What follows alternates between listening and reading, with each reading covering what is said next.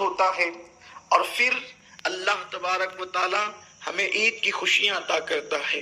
یہ عید کیا ہے؟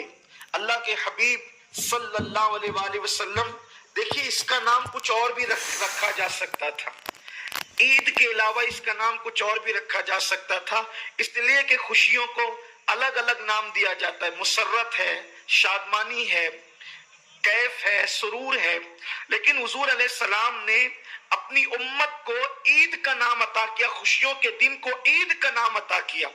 اور عید کیا ہے؟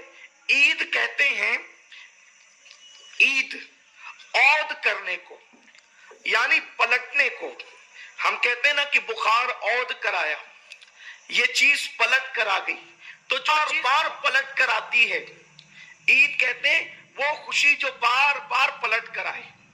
اس کا مطلب یہ ہے کہ اللہ کے حبیب نے امت کو گارنٹی دی ہے کہ غم پلٹ کر آئے نہ آئے، لیکن اے میری امت، تم تک خوشیاں ضرور پلٹ کر آئے گی، تم تک خوشیاں ضرور پلٹ کر آئے گی۔ اسلام میں کوئی دن ایسا نہیں ہے جس کا نام یہ ہو کہ غم پلٹ کر آئے گا، لیکن اسلام میں عید ہے، خوشیاں پلٹ کر آئے گی۔ اور پھر اس کے بعد صرف اللہ اکبر، عید الفطر کو عید نہیں کہا، بقرعید کو بھی عید کہا۔ اور پھر مصطفیٰ جان رحمت کا کوئی امتی سوچ سکتا ہے کہ چلو سال میں 2 مرتبہ خوشیاں پلٹ کر آئے گی، لیکن آقا نے ارشاد فرمایا ہر جمعہ مومنین کے لیے عید کا دن ہے، یعنی کہ صرف سال میں 2 خوشیاں پلٹ کر نہیں آئے گی، بلکہ ہر ہفتہ پلٹ کر آئے گی، ہر لمحہ پلٹ کر آئے گی، ہر ساتھ پلٹ کر آئے گی۔ اس لیے اس کو کہتے ہیں عید کے دن غصے میں آنے کا دن نہیں، عید کے دن جلال میں آنے کا دن نہیں، عید کے دن غضب میں آنے کا دن نہیں، یہ خوشیوں کا دن ہے۔ اس دن خوشیاں اس لیے ہے کہ اللہ تعالیٰ خود خوشی کا اظہار کرتا ہے، اور جب خوشی کا اظہار کرتا ہے تو بندوں سے کہتا ہے اے پاپیو، آج تمہارے پاپ نہیں دیکھوں گا، عید کا دن دیا ہے تو اس کے صدقے سارے گناہوں کو بخش دوں گا، سارے گناہوں کی مغفرت کر دوں گا۔ عید کے دن جب عید کی نماز پڑھ کر مسلمان اپنے گھروں کی طرف پلٹتے ہیں تو اللہ اس شان سے عیدی عطا کرتا ہے کہ فرشتوں جا کر اعلان کر دو کہ گناہوں سے ایسے پاک ہو گئے ہیں جیسے ابھی اپنی ماں کے پیٹ سے پیدا ہوئے ہیں، جو مانگیں گے عطا کروں گا، جو مانگیں گے دوں گا۔ اور اس کے بعد فرماتا ہے تمہارے روزے قبول کیے، تمہاری نمازیں قبول کی، تمہاری تراویح قبول کی، تمہاری تسبیح قبول کی۔ بس بات اتنی ہے کہ بندہ اللہ سے امید کرے۔ مجھے ایک بات بہت پسند آتی ہے، ایک مرتبہ یہ ہوا کہ ایک عمل کتنا ہی مختصر ہو، کتنا ہی ٹوٹا پھوٹا ہو، مگر یقین مضبوط ہونا چاہیے اللہ پر۔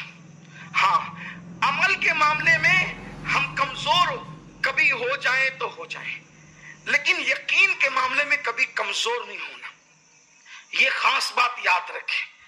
یقین کے معاملے میں کبھی کمزور نہیں ہونا۔ عمل میں کمزور ہونے والا جو ہے وہ بخش دیا جاتا ہے، لیکن یقین میں کمزور ہونے والا بخشا نہیں جاتا، اس لیے یقین بہت مضبوط ہونا چاہیے۔ ایک مرتبہ ایسا ہوا کہ ایک بندہ ایک نبی کے پاس آیا، اور آنے کے بعد اس نے اب اس دور کے نبی سے کہا کہ اللہ تبارک و تعالیٰ سے میں نے یہ عرض کیا تھا لیکن جواب نہیں آیا۔ کیا کہا تھا؟ کہ میں نے عرض یہ کیا تھا کہ اللہ تیرے بندے پریشان ہیں، ان کی پریشانیاں دور کر دے۔ تو اس دور کے نبی کو اللہ نے وحی کی، اس سے کہو کہ یہ بڑی باتیں کرنے لگا ہے میرے دربار میں نے اپنے مقبول بندوں کی فہرست سے کاٹ کر اس کا نام مردودوں کی فہرست میں لکھ دیا ہے، یا اپنے پسندیدہ بندوں کی فہرست سے نکال کر ناپسند بندوں کی پسندیدہ توجہ میری طرف کریں، خاص جملہ ہے، پسندیدہ بندوں کی فہرست سے نام نکال کر ناپسند بندوں کی فہرست میں اس کا نام لکھ دیا ہے۔ اتنا سننا تھا، وہ وجد کرنے لگا، اس پہ وجد کی کیفیت طاری ہو گئی، وہ وجد کرنے لگا۔ اس دور کے نبی نے کہا پاگل تو نہیں ہو گیا تو؟ اس نے کہا حضرت کیا ہوا؟ کہا کہ اللہ نے کہا کہ تیرا نام مردود بندوں کی فہرست میں لکھ دیا گیا ہے اور تو وجد کرتا ہے۔ تو اس دور کے نبی کو اس بندے نے کہا آپ نے دیکھا نہیں فہرست کس کی ہے؟ مجھے کیا پڑی کہ محبوب ہو کہ مردود ہو، ہے تو اس کے بندوں کی فہرست میں۔ ارے اس کی فہرست میں آ جائے تو اس سے بڑی سعادت کی کیا بات ہے؟ اس کے بندوں کی فہرست میں آ جائے، اس سے بڑھ کر سعادت کی کیا بات ہے؟ اس لیے اللہ سے ڈرتے ضرور رہو، टेंशन इसका लेने की जरूरत नहीं है कि हमने रोजे रखे कबूल होंगे कि रद्द होंगे। अरे जब तौफीक दी है तो इंशाल्लाह कबूल भी करेगा, मगर यकीन तो करो। अल्लाह अकबर, उसने रोजदार बंदों की फहरिस्त में अपना नाम लिख दिया है। इससे बढ़कर के शहादत और क्या हो सकती है? रोजदार बंदों की फहरिस्त। लेकिन डरते भी रहो, अल्लाह रब्बुल इज्जत ने आज ईद की खुशियां अता की है। ये ईद का दिन है, लेकिन इस मुबारक दिन में हम खुशियों का इजहार करें। गरीबों को, मिस्कीनों को, जैसा कि अभी सूफी साहब ने भी फरमाया, खतीब मिल्लत ने भी फरमाया, हमारे बिरादर ने भी फरमाया कि गरीबों यतीमों का ख्याल करो। जिस खुशी में गरीब शरीक ना हो वो खुशी कयामत के दिन अजाब बन जाएगी। बल्कि अल्लाह के रसूल अलैहि सलाम ने तो यहाँ तक फरमाया, सबसे बुरी दावत वलीमे की वो है जिसमें गरीबों को मदऊ नहीं किया जाता।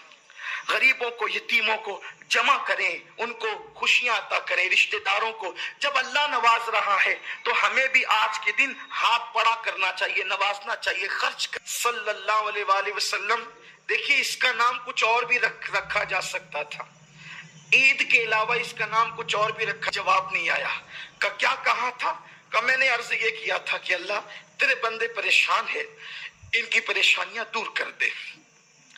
तो उस दौर के नबी को अल्लाह ने वही की, इससे कहो कि ये बड़ी बातें करने लगा है मेरे दरबार में, मैंने अपने मकबूल बंदों की फहरिस्त से काट कर इसका नाम मरदूदों की फहरिस्त में लिख दिया है। यानी अपने पसंदीदा बंदों की फहरिस्त से निकालकर नापसंद बंदों की, पसंदीदा बंद, तवज्जो मेरी तरफ करें, खास जुमला है, पसंदीदा बंदों की फहरिस्त से नाम निकालकर नापसंद बंदों की फहरिस्त में इसका नाम लिख दिया है। इतना सुनना था, वो वज्द करने लगा, उस पे वज्द की कैफियत तारी हो गई, वो वज्द करने लगा। उस दौर के नबी ने कहा, पागल तो नहीं हो गया तू? उसने कहा, हज़रत क्या हुआ? कहा कि अल्लाह ने कहा कि तेरा नाम मरदूद बंदों की फहरिस्त में लिख दिया गया है और तू वज्द करता है। तो उस दौर के नबी को उस बंदे ने कहा, आपने देखा नहीं फहरिस्त किसकी है? मुझे क्या पड़ी कि महबूब हो कि मरदूद हो, है तो उसके बंदों की फहरिस्त में। अरे उसकी फहरिस्त में आ जाए तो इससे बड़ी शहादत की क्या बात है? उसके बंदों की फहरिस्त में आ जाए, इससे बढ़कर शहादत की क्या बात है? इसलिए अल्लाह से डरते जरूर रहो, लेकिन टेंशन इसका लेने की जरूरत नहीं है कि हमने रोजे रखे कबूल होंगे कि रद्द होंगे। अरे जब तौफीक दी है तो इंशाल्लाह कबूल भी करेगा, मगर यकीन तो करो। और उसके बाद अल्लाह अकबर, उसने रोजदार बंदों की फहरिस्त में अपना नाम लिख दिया है। इससे बढ़कर के शहादत और क्या हो सकती है? रोजदार बंदों की फहरिस्त। लेकिन डरते भी रहो, अल्लाह रब्बुल इज्जत ने आज ईद की खुशियां अता की है। ये ईद का दिन है, लेकिन इस मुबारक दिन में हम खुशियों का इजहार करें। गरीबों को, मिस्कीनों को, जैसा कि अभी सूफी साहब ने भी फरमाया, खतीब मिल्लत ने भी फरमाया, हमारे बिरादर ने भी फरमाया कि गरीबों यतीमों का ख्याल करो। जिस खुशी में गरीब शरीक ना हो वो खुशी कयामत के दिन अजाब बन जाएगी। बल्कि अल्लाह के रसूल अलैहि सलाम ने तो यहाँ तक, सबसे बुरी दावत वलीमे की वो है जिसमें गरीबों को मदऊ नहीं किया जाता। गरीबों को, यतीमों को जमा करें, उनको खुशियां अता करें। रिश्तेदारों को जब अल्लाह नवाज रहा है तो हमें भी आज के दिन हाथ बड़ा करना चाहिए, नवाजना चाहिए, खर्च करना चाहिए। एक हदीस पाक है, और अगर हमारे पास कोई उम्मीद लेकर आए और हम उसकी उम्मीद को पूरा कर सकते हैं तो हमें उसकी उम्मीद को पूरा करना चाहिए। क्योंकि हदीस पाक में आता है कि जो किसी की आस तोड़ता है खुदा उसकी आस तोड़ देता है और उसके अमाल को अल्लाह रद्द कर देता है। ईद मनाने वालों, ईद सिर्फ सफेद नए कपड़ों का नाम नहीं है, ईद सिर्फ इतर और खुशबू लगाने का नाम नहीं है, ईद सिर्फ आंखों में सुरमा डालने का नाम नहीं है। ईद अल्लाह अकबर, बदन पे ईद के दिन खुशबू लगाओगे, थोड़ी देर का पसीना उसको बदबूदार कर देगा, लेकिन अल्लाह के बंदों की आस पूरी करके उनके दिल को खुश करोगे। माँ की आस पूरी करके, बाप की आस पूरी करके, भाइयों की आस पूरी करके, पड़ोसियों की आस पूरी करके, मुसलमानों की आस पूरी करके अगर आप उनके दिलों को खुश कर दिया तो इंशाअल्लाह जब तक दुनिया में रहोगे तब भी खुश रहोगे, कब्र के अंदर भी खुश रहोगे, मैदान महशर में भी खुश रहोगे। लेकिन अफसोस आज हम लिबास पर तो तवज्जो देते हैं, रिश्तों पर तवज्जो नहीं देते, लोगों के दिलों पे तवज्जो नहीं देते। इसलिए ईद इस तरह भी मनाइए, जरूरतमंदों की जरूरत को पूरा कीजिए और लोगों की जरूरतों का ख्याल कीजिए, अपनी खुशियों में लोगों को शरीक कीजिए और साथ ही साथ حالات بہت تیزی کے ساتھ بدلتے جا رہے ہیں. نماز انشاءاللہ وقت پہ کھڑی کرنا ہے, بہت لمبا خطاب نہیں کرنا ہے. حالات پوری دنیا میں تیزی کے ساتھ بدلتے جا رہے ہیں. اس وقت دنیا بھر کے مسلمان چہرے اترے ہوئے, مایوسی چہروں پر, پریشانیوں کی لکیریں کہ اب کیا ہوگا. حالات ہماری حمایت میں نہیں بلکہ دھیرے دھیرے مسلم مخالفت میں بنتے جا رہے ہیں. کہیں پر مسلمانوں کی لٹتی ہوئی آبرو ہے, کہیں پر مسلمانوں کے جلتے ہوئے مکانات ہیں, کہیں پر مسلمانوں پہ برستے ہوئے ڈنڈے ہیں. یہ ساری چیزیں ہیں. ایسے حالات میں مایوس نہیں ہونا, مایوس ہونے کی بالکل ضرورت نہیں ہے, اس لیے کہ اپنا ساتھ کوئی دے نہ دے, ہمارے ساتھ اللہ ہے. جب حالات مایوس کن ہوتے ہیں تو اس وقت کسی سے ٹکراؤ بھی مت لو, کسی سے ٹکرانے کی ضرورت نہیں, کسی سے جھگڑا لینے کی ضرورت نہیں, کسی کی مخالفت کی ضرورت نہیں. حالات جب مایوس کن ہو تو سیرت مصطفیٰ کیا ہے, حضور علیہ السلام کا طریقہ کیا ہے, ہمیں کوئی مایوس ہونے کی ضرورت نہیں ہے. دیکھو مکے کے حالات اتنے خراب ہو گئے, مکے کے حالات مسلمانوں کے حوالے سے اتنے بدل گئے کہ رشتہ دار جو تھے وہ دشمن بن گئے, بلکہ چچا دشمن بن گیا. جب حالات بدلتے ہیں تو مسلمان کا انداز کیا ہوتا ہے. اور ایک بات یاد رکھنا مسلمانوں, اس کو دل پہ لکھ لو کہ جب مسلمانوں کا سب ساتھ چھوڑ دیتے ہیں تب اللہ کی مدد آتی ہے, تب اللہ کی مدد آتی ہے. اور جب اللہ کی مدد آتی ہے تو دنیا کی کوئی طاقت تمہیں زیر نہیں کر سکتی, بشرط یہ ہے کہ تم اللہ کے قریب آؤ. کیا زنا کی اڈوں کو آباد کرنے کی پلان بناتے ہیں مسلمان, کیا مسلمان جوؤں کے اڈوں پہ جاتے ہیں, کیا مسلمان شراب کے اڈوں پہ جاتے ہیں, کیا مسلمان عیاشوں کے اڈوں پہ جاتے ہیں. چھوڑو سارے گناہوں کو اور اپنے رب سے اپنے رشتے کو مضبوط کرو. مکے کے حالات بدل گئے. ابو لہب چچا ہے, ابو جہل حضرت فاروق اعظم کا ماموں ہے, رشتہ داریاں ہیں, لیکن پورا مکہ مسلمانوں کے مخالف ہو گیا ہے. جب مسلمانوں کے مخالف ہوا حالات اتنے بدلے کہ اللہ کے رسول مصطفیٰ جان رحمت صلی اللہ علیہ وآلہ وسلم جو ہے وہ مکہ چھوڑنے پر بظاہر جو ہے وہ آقا کریم صلی اللہ علیہ وآلہ وسلم نے فیصلہ کر لیا مکہ چھوڑنے حضور. لیکن لا تقنطوا من رحمت اللہ, اللہ کی رحمت سے کبھی مایوس نہیں ہونا, نا امید نہیں ہونا. نا امیدی کفر ہے, نا امیدی کفر ہے. امید اپنے اندر پیدا کرو, امید کی کرن پیدا کرو, کیونکہ سب سے بڑی طاقت اپنے پاس ہے. اللہ کی طاقت اپنے پاس ہے, ایمان کی طاقت اپنے پاس ہے, قرآن کی طاقت اپنے پاس ہے, رسول اللہ صلی اللہ علیہ وسلم کی طاقت اپنے پاس ہے. بس رشتہ جوڑنے کی ضرورت ہے. حضور علیہ السلام مکہ چھوڑنے کس شان سے چھوڑ رہے مکہ, صرف ایک صحابی دبلے پتلے, حضور کے جو صحابی حضور کے ساتھ تھے دبلے پتلے. انسان جب مجبور ہو کر پریشان ہو کر کہیں سے نکلتا ہے تو مضبوط ساتھیوں کے ساتھ نکلتا ہے, ٹھیک ہے, مضبوط باڈی گارڈ کے ساتھ نکلتا ہے کہ حملے کے موقع پر میری یہ بندہ کرے گا. لیکن حضور علیہ السلام نے جس کو ساتھ لیا اس کا وزن وہ بظاہر دبلا پتلا ہے, کمزور شخصیت ہے, جسم کے اعتبار سے کمزور ہے مگر ایمان کے اعتبار سے اتنی مضبوط ذات ہے کہ حضور فرماتے ہیں سب کا ایمان ایک پلڑے میں رکھو اور میرے ابو بکر کا ایمان ایک پلڑے میں رکھو تو سب کے ایمان پہ ابو بکر کا ایمان بھاری پڑ جائے گا, یقین اس کا بھاری پڑ جائے گا. حضور نے سب سے دبلے پتلے صحابی کو ساتھ دیا. لیکن جب کعبے کا آخری مرتبہ طواف کیا تو کعبے کا طواف کر کے حضور نے کعبے کو دیکھا اور رو پڑے اور کہنے لگے اے کعبہ میں تجھ سے بہت محبت کرتا ہوں, اے کعبہ میں تجھ سے بہت محبت کرتا ہوں, میں تجھے کبھی چھوڑ کر نہ جاتا, تو میرے اللہ کا گھر ہے. مگر اے کعبہ سن لے, میں آج جا رہا ہوں, میں آج جا رہا ہوں لیکن جلدی واپس آؤں گا. یقین بول رہا ہے جلد واپس آؤں گا. دیکھو حالات ایسے, حضور گھر چھوڑ کے جا رہے مگر حضور فرما رہے امتیوں کو درس دینے کے لیے حالات سے کبھی مایوس نہیں ہونا. حضور کہتے میں جلد لوٹ کر کے آؤں گا. اور پھر صدیق اکبر کو ساتھ لے کر حضور غار ثور میں 3 دن تک رکتے ہیں. 2 لوگ ہیں, 2 لوگ, ایک صدیق اکبر ہے, سرکار ہے. واقعہ بتانا مقصد نہیں, صرف اشارہ دینا تاکہ امید کی کرن پیدا ہو. کوئی مایوس ہونے کی ضرورت نہیں ہے, حالات سے حالات بدلتے رہیں. حکمراں کبھی نیک آتے ہیں, کبھی بد آتے ہیں, کبھی رحم دل آتے ہیں, کبھی سخت دل آتے ہیں, لیکن اللہ تو ہمارا وہی ہے, ہمیشہ سے ہمیشہ رہے گا. اللہ نہیں بدلتا, اللہ تو وہی ہے نا, اللہ وہی ہے. تو ہمیں پریشان ہونے ہونے کی کوئی ضرورت نہیں ہے، صرف اللہ سے رشتہ جوڑنے کی ضرورت ہے۔ چھوڑ دو گناہوں کو، چھوڑ دو عیاشیوں کو، چھوڑ دو برائیوں کو، حرام چھوڑ دو، حرام کھانا چھوڑ دو، سود چھوڑ دو، رشوت چھوڑ دو، جھوٹ چھوڑ دو، غیبت چھوڑ دو، چغلیاں چھوڑ دو، حق تلفیاں چھوڑ دو۔ اللہ کے رسول علیہ السلام غار میں ہیں، صدیق اکبر نے دیکھا کہ دشمن آ گئے ہیں اور آئے ہیں، ان کے پیر صدیق اکبر کو نظر آ گئے۔ صدیق اکبر بے چین ہو گئے، اور اب صدیق اکبر نے گویا بظاہر امید چھوڑ دی، امید چھوڑ دی، اس لیے کہ دشمن جب غار کے دہانے پر آ گئے ہیں پکڑ ہی لیں گے۔ اپنی فکر نہیں تھی، محبوب کی فکر تھی۔ میرا محبوب شہید ہو گیا تو بات ہی ختم ہے، پھر کیا رہے گا؟ کچھ نہیں رہے گا۔ جب شمع محفل گل کر دی جائے گی تو شمع کیسے رہے گی؟ شمع محفل بجھا دی جائے گی تو زینت محفل کہاں چلی جائے گی؟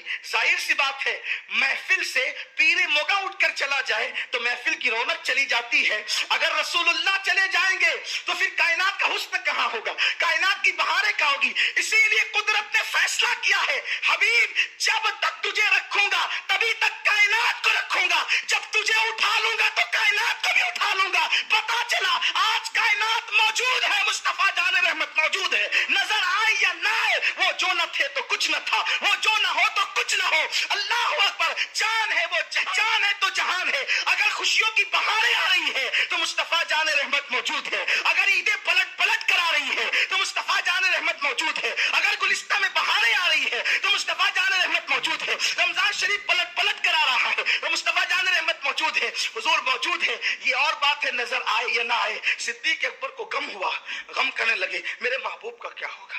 ہم تو صدقے چلے جائیں گے، ہم تو قربان ہو جائیں گے، محبوب کا کیا ہوگا؟ حضور نے کیا فرمایا؟ لا تحزن، لا تحزن ان اللہ معنا۔ ابو بکر غم نہ کر، اللہ ہمارے ساتھ ہے، لیکن اللہ ہمارے ساتھ ہے۔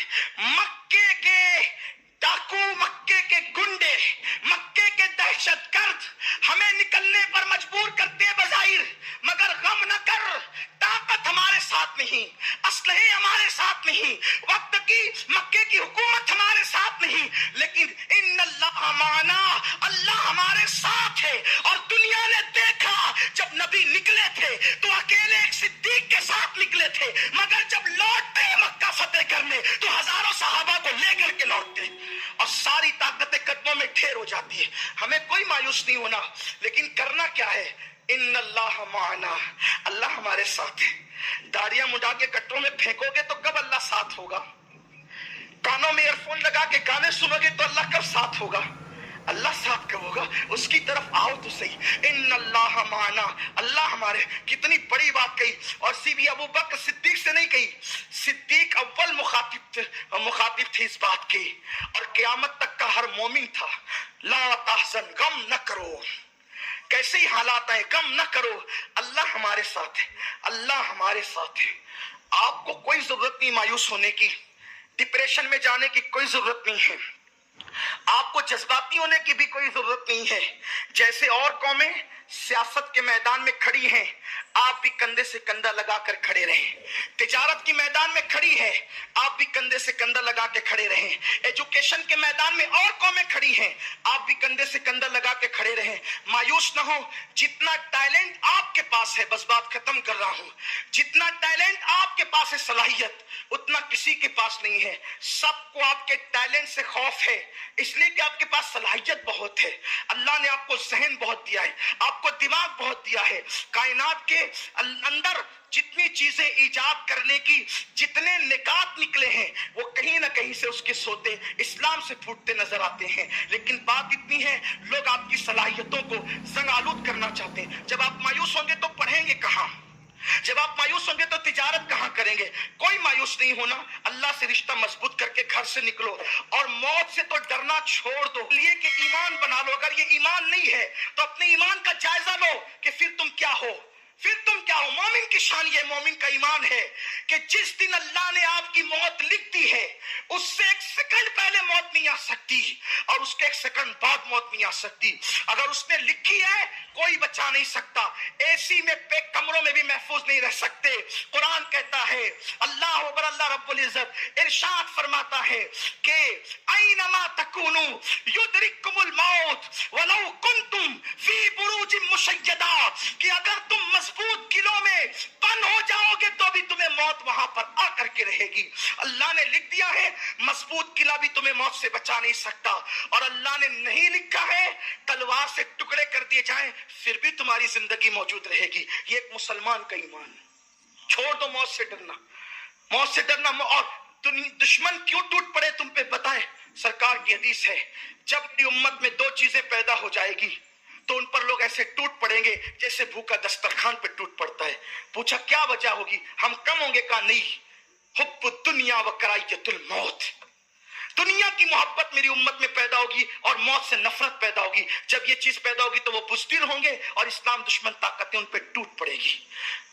دنیا کے سامنے سینہ تان کر لڑنے کے لیے نہیں, صلاحیتوں کو لے کر کھڑے رہیے. سیاست, تجارت اور تعلیم, ان تینوں بلکہ ہر میدان میں سب کے کندھے سے کندھا ملائیے. جو صلاحیت آپ کے پاس ہے وہ کسی کے پاس نہیں. لیکن اختتام اس پہ کرتا ہوں, آپ کی صلاحیتوں کو زنگ لگ رہا ہے کیونکہ آپ کے بچے اب کتاب کو چھوڑ کر موبائل ہاتھ میں لے چکے ہیں. روزے میں بھی گیم نہیں چھوٹتا لوگوں سے. اگر آج ایسی عید منا لی سچے دل سے, میری بھی مغفرت اور آپ کی بھی مغفرت ہے.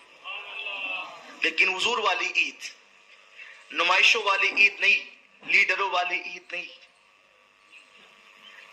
علم ظاہر کے پرستاروں کی عید نہیں, حضور کی سنتوں والے عید. جب عید آتی تھی تو حضور علیہ السلام یہ کرتے تھے کہ جتنے جنگی قیدی ہوتے, جنگی قیدی جن کو قید میں ڈالا جاتا, حضور فرماتے قصور کچھ بھی ہو چھوڑو, آج ہماری عید آ گئی, ان سب کو آزاد کر دو. حضور سب کو چھوڑ دیتے تھے, سب کو معاف کرو. یعنی عید کا دن مسلمانوں کی عام معافی کا دن ہے. اللہ فرماتا ہے فرشتوں نماز عید کے لیے جا رہے ہو نا, فرشتے بھی آتے ہیں نماز عید میں شریک ہونے کے لیے, جمعہ میں عیدین میں. تو کہا عید کے لیے جا رہے ہو نا, تو میرے بندے جتنے نماز کے لیے آئیں گے ان سب کو میری طرف سے پیغام دینا کہ اللہ تعالیٰ نے تم سب کی مغفرت کر دی, تم سب کو معاف کر دیا. ہم سب معاف کر دیے جاتے ہیں. تو اب معاف وہی ہوگا جو کسی کو معاف کرے گا. عید کے دن دوستوں سے گلے ملنے والوں, کیا ایسا نہیں ہو سکتا کہ ہم حضور کی سنت کے مطابق عید کے دن دشمن سے بھی گلے مل لیں؟ سگے بھائی کا گھر بازو میں ہے اور ہم عید کے دن نہیں جا رہے ہیں. آپ کی عید نہیں, نئے کپڑے پہنے عید نہیں. بہن ہے گھر میں رو رہی ہے اور آپ سے چھوٹے سے جھگڑے کی وجہ سے آپ اس کے گھر نہیں جا رہے ہیں. آپ کی سب کی عید ہو سکتی, آپ کی نہیں ہے. تو آج عید کیسے منائیں گے؟ آپ کو کسی نے کتنی بھی تکلیف پہنچائی ہے, کتنی بھی اذیت پہنچائی ہے, اس کو معاف کرے. کیا سوچ کے معاف کرے؟ اس نے آپ کو دکھ دیا, اس نے آپ کو تکلیف پہنچائی, اس نے آپ کو گالی دی, اس نے آپ کو ستایا. اب آپ کی وجہ سے وہ جہنم کا عذاب بھگتے گا. بولو تکلیف کس کو ہوگی؟ امتی جہنم میں جائے گا, تکلیف کس کو ہوگی؟ حضور کو ہوگی. سمجھ رہے ہیں آپ؟ میری بات آپ کی سمجھ میں آ رہی ہے؟ امتی جہنم میں جائے گا, تکلیف کس کو ہوگی؟ حضور کو ہوگی. کیا آپ میں سے کون چاہتا ہے کہ حضور کو تکلیف ہو؟ جب سیدنا فاروق اعظم پر ایک شخص نے حملہ کیا, خنجر سے حملہ کیا, اور آپ زمین پر آ گئے, اور پھر حضرت عبد الرحمن ابن عوف نے نماز پڑھا دی, تو آپ کا پہلا سوال یہ تھا میرا قاتل کون ہے, میرا قاتل کون ہے؟ اور کسی نے کہا حضرت آپ کا قاتل مجوسی ہے, آگ پرست ہے, کافر ہے. آپ نے کہا اللہ تیرا شکر ہے میرا قاتل کوئی مسلمان نہیں ہے. تو کسی نے پوچھا فاروق اعظم اگر آپ کا قاتل مسلمان بھی ہوتا تب بھی آپ شہید ہوتے, کیونکہ کسی کو قتل کر دے مسلمان تو بھی وہ شہید ہے. پھر آپ یہ کیوں کہتے ہیں اللہ تیرا شکر ہے میرا قاتل کافر ہے مسلمان نہیں ہے؟ فرمایا نادان, اگر میرا قاتل مسلمان ہوتا تو میرے قتل کی وجہ سے اس کو جہنم میں جانا پڑتا, اور وہ میرے وجہ سے جہنم میں جاتا, میرے مصطفیٰ کریم کو تکلیف ہوتی. تو کافر جہنم میں جائے اس کا ٹھکانہ تو جہنم ہی ہے, میری وجہ سے کوئی مسلمان جہنم میں نہ جائے. تو اگر ہم نے اپنے दिल दुखाने वाले को, तकलीफ पहुंचाने वाले को माफ नहीं किया।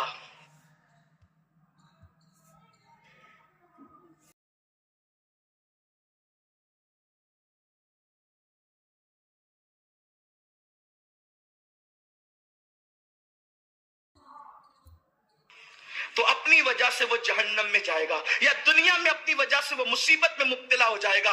तकलीफ किसको होगी? अरे उस नादान को मत देखो जो तुम्हारा दिल दुखा रहा है, उस महबूब को देखो जो गुंबदे खजरा में आराम कर रहा है। इसलिए अगर भाई ने दिल दुखाया, बहनों ने दिल दुखाया, दोस्तों ने दिल दुखाया, अहबाब ने दिल दुखाया और वो अहले ईमान है, तुम नमाज शुरू होने से पहले मैं आपको आपके नबी का वास्ता, मेरे नबी का वास्ता देकर कहता हूं, गर्दन झुकाकर आधे मिनट के लिए उन बंदों का तसव्वुर कर लो और अर्ज करो, अल्लाह मेरे दिल दुखाने वाले, मुझे तकलीफ पहुंचाने, मुझे सताने वाले को सिर्फ तेरे महबूब की खुशी के लिए मैं माफ करता हूं। अगर आपने ऐसा कर दिया और हो सके तो यहां माफ करके जरा जाकर उसको इत्तला भी दे देना, या मैसेज भी कर देना, या फोन भी कर देना कि भाई मैंने तुझे माफ कर दिया, अगर हो सके तो, वरना इतना माफ करना ही काफी है। बोलो हो सकता है ऐसा? हो सकता है ऐसा? बहन भाई रिश्तेदार अगर रूठे हो तो हम आज के दिन उनको मना लें। और ये दिन आता इसीलिए, देखो और दिन मिलने के लिए जाओगे ना तो आपको अचंभा लगेगा, अजनबीपन लगेगा, यार ये क्या हो गया। लेकिन ईद के दिन जाओगे ना तो लोगों को, उसको भी शौक होगा और आपको भी शौक होगा कि यार तो है ही आज का ईद का दिन ना, तो आज माफी का दिन है। बोलिए ऐसा हो सकता है? अना को फना करो और याद रखना, माफ करने वाला छोटा नहीं होता, माफ करने वाला बड़ा होता है। और ये भी याद रखना, माफ करने वाला सताने वाले से ज्यादा बेहतर होता है। हुजूर को मक्के के काफिरों ने कितना सताया, लेकिन जब वो सामने खड़े रहे तो हुजूर अलैहिस्सलाम ने उनसे फरमाया, बताओ तुम्हारे साथ क्या सलूक करूं। उन्होंने कहा था, आप करीम इब्ने